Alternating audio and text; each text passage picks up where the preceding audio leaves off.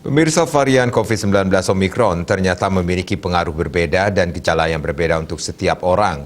Gejala yang dialami orang berbeda tergantung pada vaksin yang mereka dapatkan dan status vaksinasi mereka.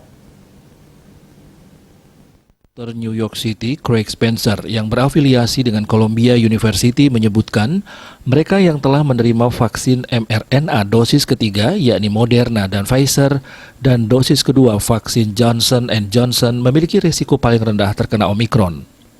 Menurut dia, orang-orang yang termasuk dalam kategori penerima booster hanya memiliki gejala ringan.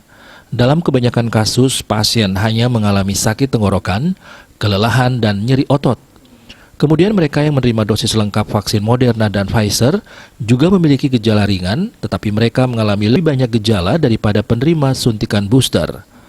Sementara itu, penerima satu suntikan vaksin Johnson dari Johnson & Johnson mengalami gejala yang lebih buruk daripada penerima Moderna dan Pfizer yang divaksinasi lengkap.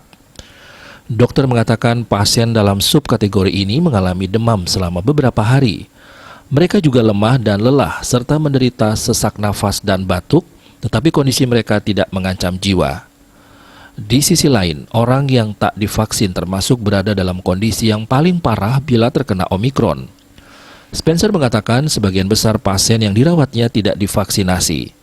Pasien yang termasuk dalam kategori ini mengalami sesak nafas dan kadar oksigen mereka juga turun, sehingga membutuhkan oksigen untuk bernafas secara teratur.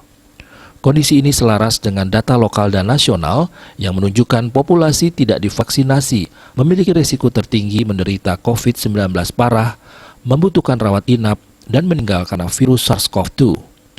Bali Post melaporkan.